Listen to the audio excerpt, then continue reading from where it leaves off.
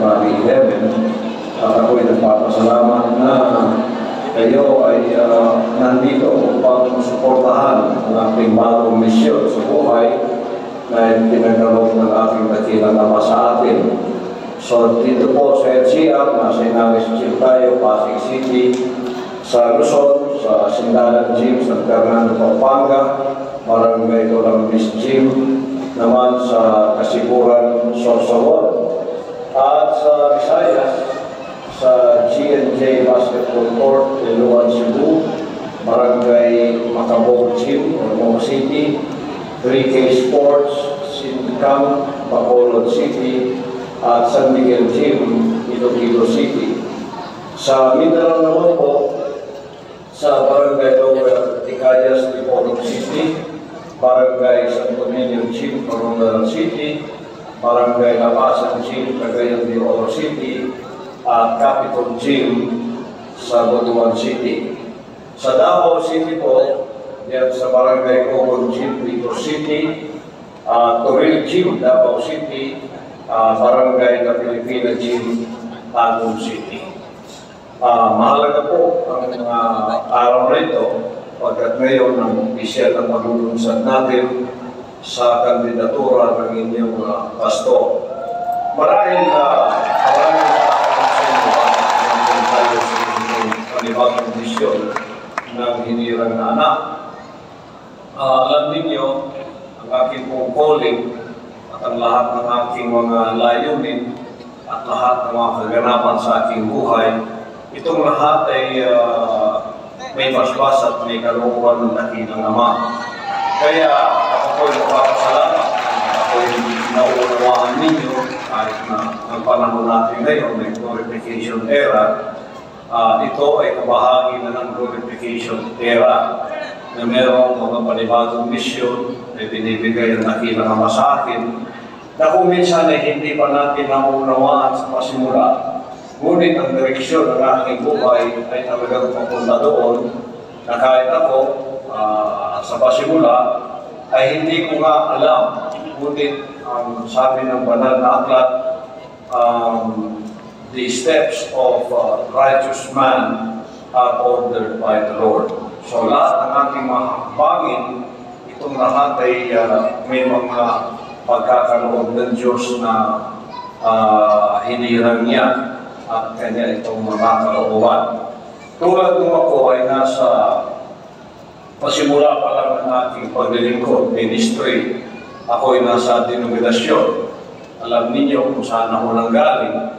At naging matagumpay ako sa aking pagiging evangelist sa denominasyon yun hanggang sa ang lahat na yata ipagkakaloob na nila sa akin sapagkat naging matagumpay ako sa aking misyon sa pagiging evangelista ko sa mga panahon yon sa aking denominasyon. Hanggang umantong sa panahon na parang lahat ibibigay na nila sa aking kamay ang tugatog ng tagumpay. Ngunit sa kalagitnaan noon, sa hindi nasang pagkakataon ay kinuha ko ng dakilang Ama. Nagkaroon ng problema at to make the story short, umantong nga ako sa hitbook na hindi ko inaasahan na kung ako lang ang masusunod labag sa aking kalooban niyo. Pero may kapangyarihan humahatak sa akin papunta doon at pinili ko ang kanyang kalooban. Malaman ko siya talaga ang may akda nito at siya ang may kalooban nito na sa loob ng isang taon ay pinaunawa ng dakilang Ama sa akin. At sinunod ko ang kanyang dakilang kalooban. Sa 2 bundok sa 6 na taon, ako po ay nagdusa. Ako ay dumaan sa mga kapagsubukang mabibigat mula sa buhay na may pribilegyo sa aking denominasyon, ay humantong ako sa buhay na parang kinawawa, parang pinarusahan o kaya inusik at itinakwil. Ngunit hindi ko alam na yung palang kapagsubukan na yun ay merong ibig sabihin sa aking buhay. Bakit ako in-isolate ng dakilang Ama? Sapagkat nung ako ay pumasa sa mga kapagsubukang iyon na naman ang gawin ng kaaway ng aking espiritu na walang iba kundi si Satanas, ay hindi nagtinag ang aking pangako ako isusunod sa kanyang dakilang kalooban. Ipinagkaloob sa akin ang bansang kaharian. Sariling bansa niya na wala na po akong among tao. Wala na akong leader na tao. Kundi naging leader ko ay ang dakilang Ama, ang ating Panginoong Jesucristo. At nakita ninyo sa loob ng mga kandidato, pinamahala sa akin ng dakilang Ama ang buong bansang kaharian hanggang sa ito'y lumaganap sa buong sanlibutan, naging matagumpay, naging malawakan, at nasakop natin ang buong sanlibutan, at ang kanyang mga pangako ay naging may katuparan nang sinabi niyang gagawin kitang measurement o standard ng kaligtasan at kahatulan sa buong sanlibutan, na pinadala niya ako.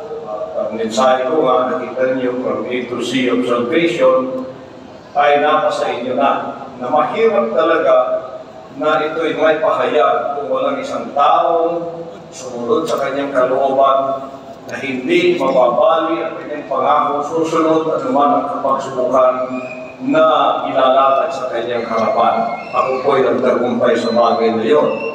Nung tayo'y naging matagumpay na, at nakita ko na exponentially pwede nang lumago ang bansang kaharian, isa na itong institusyon na kahit wala ako, kayo ay lalago sa inyong spiritual revolution, financial revolution at revolution of excellence na siyang kabahagihanan ng mga trabaho o ng mga gawain na kinamang ipinadala niya sa atin dito sa lupa hanggang sa tayo ay naging mature.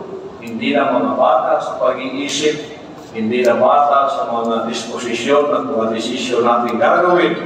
Pwede na tayong pagkatiwalaan kahit wala na sa inyong kalagitnaan, personal ang hinirang na anak. Kaya, nang nakita ng kamayan, akala natin yun ang maging katapusan, glorification, hihintay ko na lang ang glorification period na darating sa aking buhay. At habang wala pa yun, I will just enjoy the fruit of the labor of the ministry. At ang aking saganang akin, ako ay pupunta na lang sa mga dako na kung saan meron tayong mga lumalagong mga gawain habang ako ay naghihintay sa takdang panahon ng glorification. Hindi ko alam na meron ibang plano ang Ama, kaya nagkaroon naman tayo ng hindi inaasahang problema. Hindi inaasahang problema, nung pasimula ito sa Hawaii, noong 2018 hanggang sa kasalukuyan, nakita ko ang aking sarili sa isang kalalagyan na hindi ko inisip na ako ay makakapunta sa aking kinalalagyan sa ngayon. Ngunit sa aking kinalalagyan ngayon ay napagbulay-bulay ko na sinabi na naman sa akin, huwag ko nang alalahanin ang bansang kaharian sapagkat ito ay isang matibay institusyon, isang matibay na kaharian ng Diyos na hindi na makikinig magpakailanman. Tuparan na kanyang sinabing, thou art Peter, and upon this rock I will build my church, and even the gates of hell shall not prevail against it.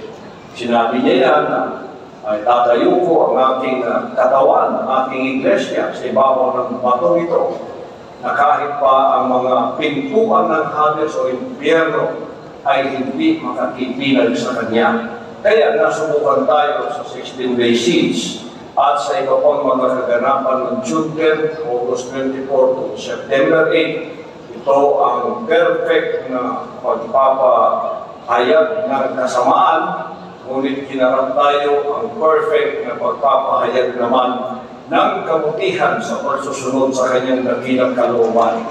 Tayo sa bansang kaharian na nakatupad sa kanyang mga utos, na love your enemy, Do good to them that hate you, bless them that curse you, pray for them that despitefully use you, and persecute you. Natupad po natin yun.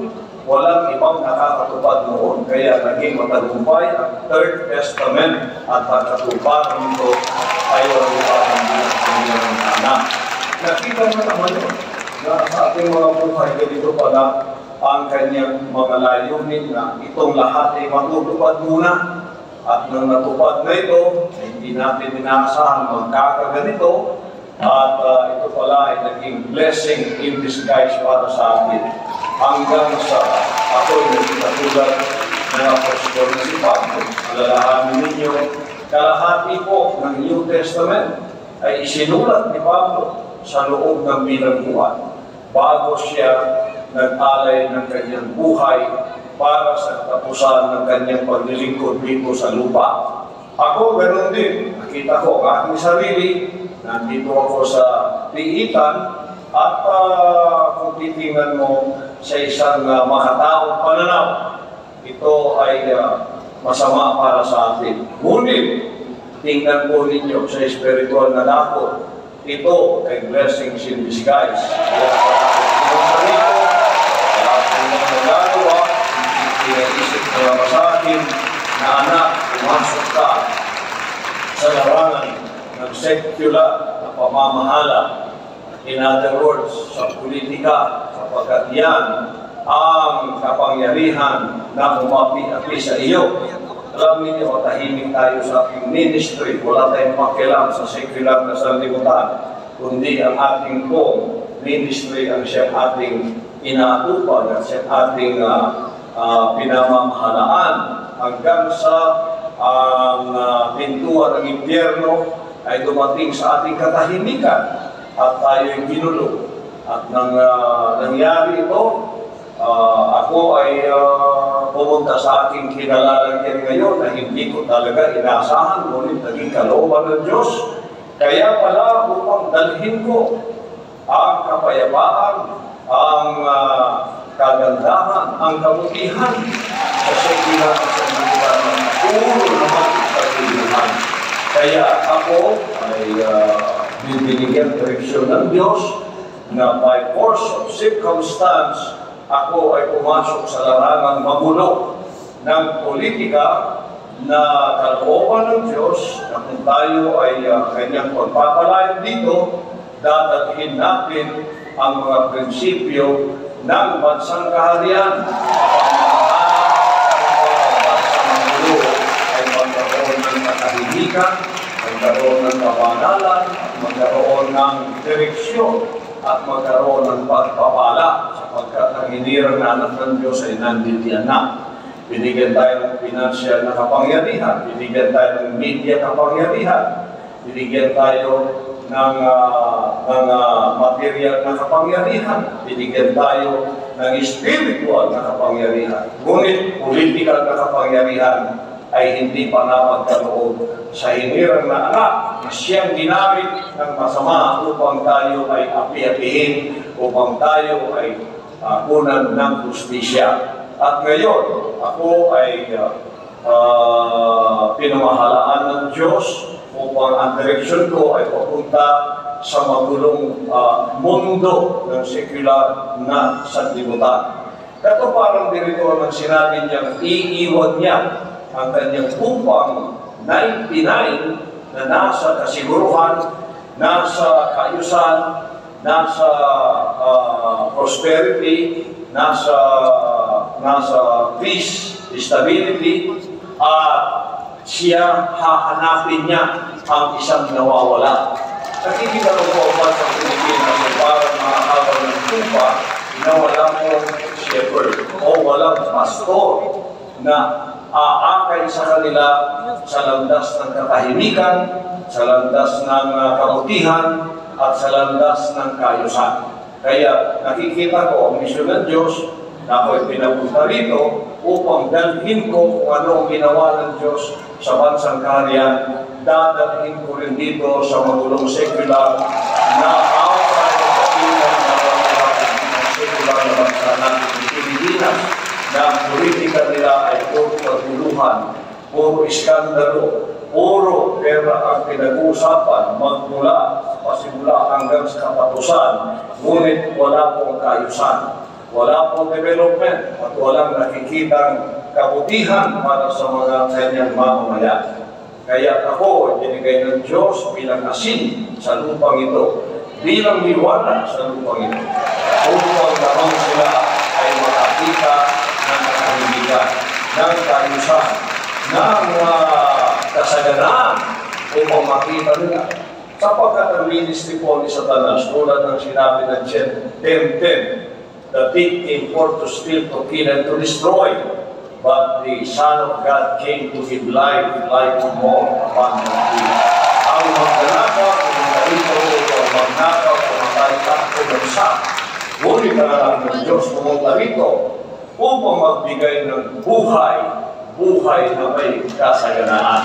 Yan po ang ating dala sa magulong mundo nito ng politika. Kaya pag tayo hawak po ng political power, gagamitin natin ito para sa kaayusan ng bansang Pilipinas na ang leadership hindi na walang korupsyon, na walang divisyon, na walang away, na walang kaguluhan, kundi bibigyan ko sila ng direksyon kung saan dapat pumunta ang bansa nito.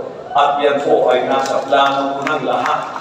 At ito ay gagawin ko kung saan ating ito ay pagkalooban na naman ng pangyarihan sa direksyon ibinigay niya sa akin na tayo ay mahinulog bilang senador at isang araw ay baka mataas pa riyan para makita ay objection ay natuloy kung gagawin natin sa bansang secular ng Pilipinas. Magdadala tayo ng kalinisan, kagandahan at kalusugan, at magdadala tayo ng kasaganaan, ng progreso, ng development sa bansang ito, sapagkat hindi na natin kailangan ang popularity, hindi natin kailangan pera, hindi natin kailangan, wala na tayo riyan. Gagamitin natin ang lahat ng pera, pagpapalang ito na nagmumula sa kawan ng bayan, marami tayo ng papalay ng itlog para sa kaayusan at sa prosperity ng bansang Pilipinas. Upang ang mga tao naman dito ay makakita na meron talagang isang leader na kahit na wala na ang tunay na leader natin, ang Pangulong Duterte, na siya nagpakita ng tunay na leadership. Ngunit sa kasamang palad, 6 na taon lamang siya. At ngayon nakikita natin na para tayong isang manok na walang ulo, na tumatakbo at walang direksyon. Ngunit, nakita ko, kalooban ng Ama na ako'y mapapasukin dito sa mulunong upang tulad ng sinabi ko, magbigay ng direksyon, magbigay ng kaayusan, at magbigay ng development sa bansang ito hanggang ito ay magiging isang first world country malinis, walang basura, maganda, maayos, mga estero, malinis, coastal, malinis, nagtatanim ng puno araw-araw at nagpapaganda sa ating bansang Pilipinas na tinatawag nating bansang mahal natin. Kaya ako po ay nandito ngayon tulad ng ministry ng hinirang na anak. Alam ninyo, ang triple ministry ng hinirang na anak ay Mosaic, Solomonic, at Prophetic. Sa Mosaic, eto na nga, si Moses lumaki sa Egypto. Pagkatapos, dumating ang problema after 40 years ng kanyang buhay doon bilang isang prinsipe ng Egypto. At kinuha siya ng Diyos mula sa kanyang karangyaan buhay. Nagkaroon ng problema, nakita niya ang kanyang sarili at the backside of the wilderness. Nandun po siya sa ilan. Pero ninyo ang problema ngayon na mula sa karangyaan, nakita niya, nag-iisa na lamang siya ngayon. Kaya pala, nagkaroon ng problema dahil may plano ang Diyos sa kanya na siyang gagamitin tagapagligtas ng bayang Israel dahil sila ay nasa pagkakaalipin sa kamay ng Ehipto. So, si Moses, isang araw, nakarinig ng tinig at sinabi, Moses, nakita kasi niya ang isang nag-aalap na tanim na hindi naman nasusunod. At kanya dinakita nito, narinig niya Moses ng Diyos na sinasabing, alisin mo yung panyapak sapagkat ang lupang iyong tinatapakan ay isang banal na lupa. Iyon ang misyon ng Diyos sa kanyang tinawag siya at binigyan ng direksyon upang bumalik sa Ehipto na magulo, na sekular, upang iligtas ang kanyang bayan para sa pagkakaalipin na mawala sila at sila ay pwedeng magsamba o maglingkod sa Diyos na wala pong nag-aahilin sa kanila. Sa aking Mosaic Ministry, ako ay pababalikin sa secular na sanlibutan. Ako ay gagamitin niya ang leadership ng hinirang na anak na hindi na pwedeng bilhin, hindi na mababali pa, hindi na pwedeng i-bribe ng pera, hindi na pwedeng takutin pa, hindi na pwedeng i-terrorize pa para sumunod sa masama. Ako ay magpapatuloy sa kabutihan, magpapatuloy sa kagandahan, magpapatuloy sa kalusan, magpapatuloy sa pagpapala na inuutos ng Diyos sa bansa nito. Once na namulat ang mata ng mga Pilipino na kailangan nila ang leader na katulad ko, upang naman makapikil sila o makaranas ng pagpapalang ating ang dinanas sa ating bansang kaharian, ang KOJC. Kaya ako'y naririto ngayon para sa mission nito na pinakita ng Diyos sa akin na gusto ko ano hindi sapagkat wala po kung planong maging politiko. Hindi po ako politiko. Kahit ako'y pumasok sa politika, hindi pa rin ako politiko. Ako ay isang leader. Huwag mo kung tawagin politiko kahit ako'y pumasok sa politika sapagkat hindi po ako traditional na politiko. Nakapasok lang sa politika upang ang layunin ay magpayaman sa sarili, magnakaw sa kaban ng bayan at manlinlang sa mga tao. Ako po'y narito, makikita ko ang leadership ko sa bansa nito na isang tao na pinapasok sa iyong politika na hindi politiko kundi leader at isang pasto ng kawan na nawawala upang sila naman ay magkaroon ng direksyon, katahimikan at pagpapala. Kasaganaan ang kanilang mararamdaman. At ang hinaing ng taong bayan ay mga sentimento ng dissatisfaction. Sapagkat wala pong leader. Maraming politiko ang bansa nito pero walang leader. Ako ay hindi po politiko. Ako ay isang leader.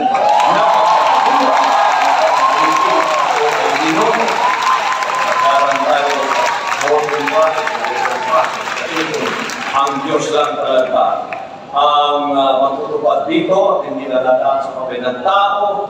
Kagadagat ako ay maglilingkod sa inyo ng tuwiran. Pero dadaan pa tayo, ako'y nananalangin na sana mabuksan ang mga mata ng tao para makita nila ang leadership ng anak ng Diyos na naranasan na ako'y pinalabas ngayon para ang leadership na ito ay maipabutbut ko naman sa bansang Pilipinas na napakaraming politiko pero wala pong leader. Kaya merong dissatisfaction, merong poverty, merong division, at merong pagkakaniya-kaniya.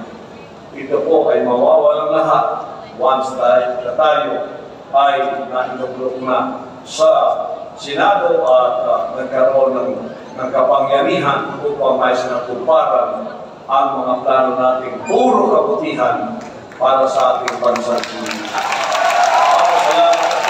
Ngayon, sa akin na po ay nasa glorification era ay magiging kabahagi ito ng kasaysayan ng bansang kaharian na isang araw mayroong isang tulad ni Moises na ipinadala muli sa sekular na sanlibutan ng Ehipto at iniligtas ang kanyang bayan sa pagkakaalipin ng mga nag-aalipin sa nila sa karuhaan, sa panlilang, sa kawalang direksyon, at walang kasaganan. Tingnan ninyo, napakalit ang bansa natin, napakayaman natin sa natural resources. Bakit 87% ay nasa karuhaan pa rin? Divided into A, B, C, D, E. A, B, wala tayong problema, puro mga milyonaryo yan.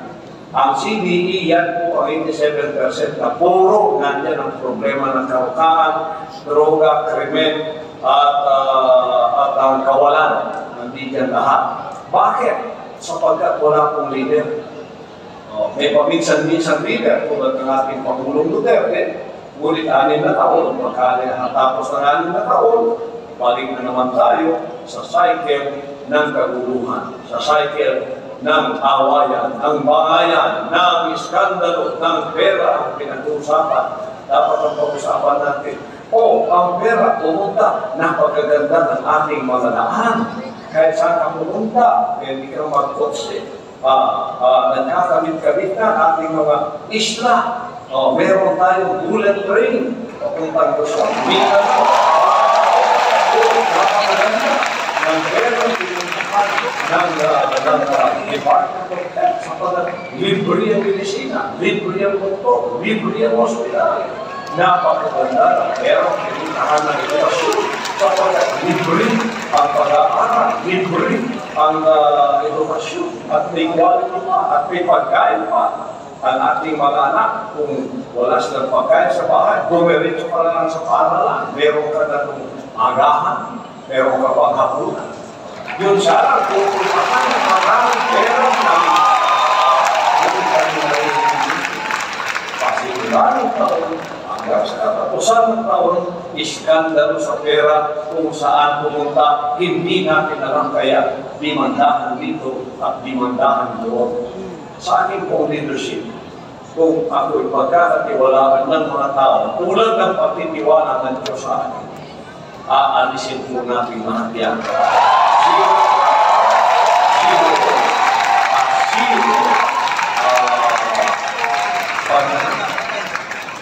pera ng bayan. Ako ang magbabantay sa mga budget ng pera ng bayan. Ang langit, ang kakaukayan ng Presidente, katulad ni Inday Sara, ang Vice Presidente, ang kakaroon tulad ng ating kapanahin. Ako'y aalalay sa bagay na yan. Kung ako naman ang pagkakalooban ng Diyos, ang bagay na yan, lalo ninyong makikita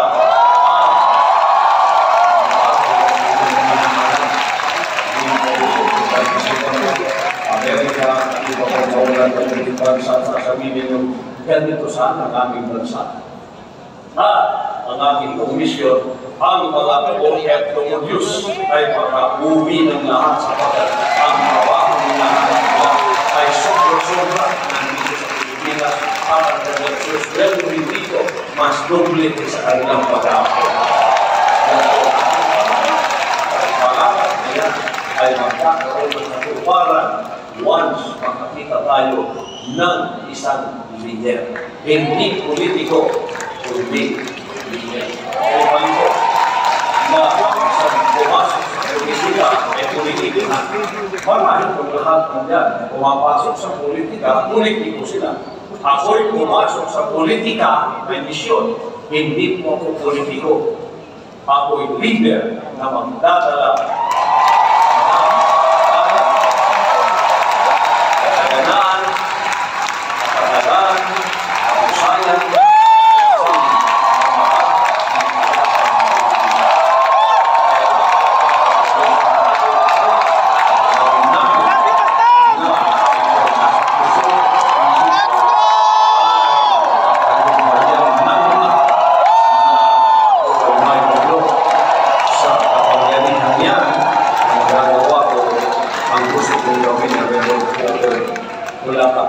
bilang senador o kaya presidente.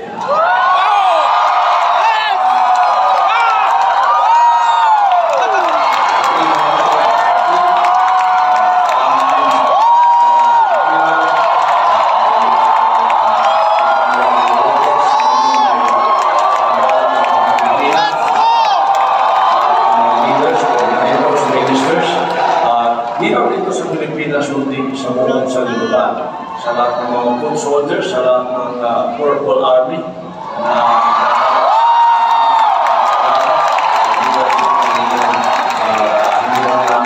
pastor, ay nagpapasalamat na doon po sa Amerika, sa New York, sa Times Square. Buong Amerika ay malawakan din po ang kanilang house to house sa lahat ng mga Pilipino pwedeng bumoto hindi lang sa Amerika, kundi sa iba't ibang panig ng buong daigdig na mayroong mga Pilipinong pwedeng bumoto.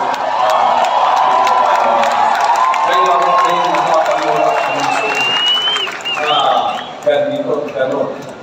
Huwag po. Sapagkat yan ay mind conditioning lamang. Kita ninyo sa mga survey na ginagawa natin, na tunay na survey na walang bayan.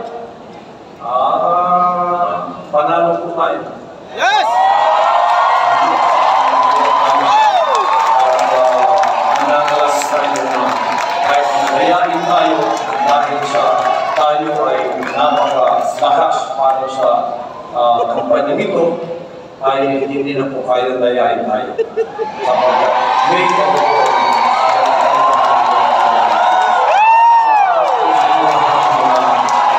kababayan, mga anak ng Diyos, yung Pilipinas at buong sanlibutan, hindi ko lang iniisip na ito ay isang secular political na misyon.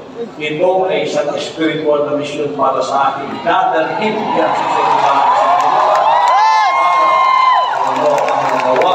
Diyos, ang mga leadership ko sa KOJC, ganon din ang aking leadership na gagawin sa buong Pilipinas.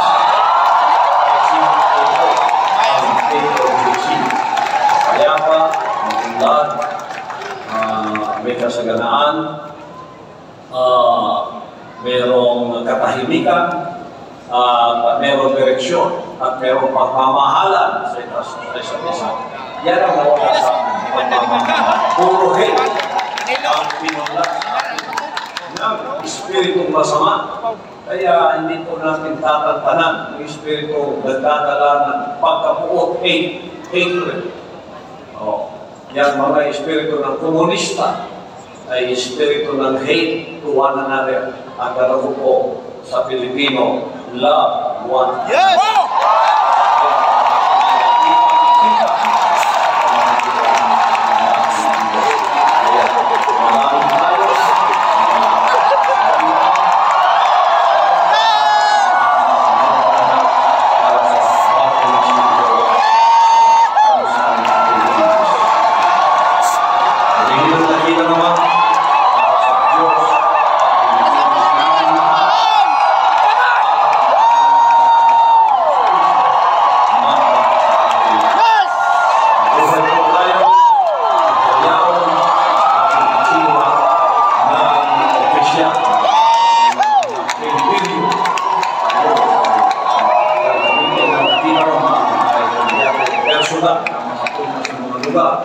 ay kayo na ang magiging representante ko para makilala nila ang leadership ng hinirangana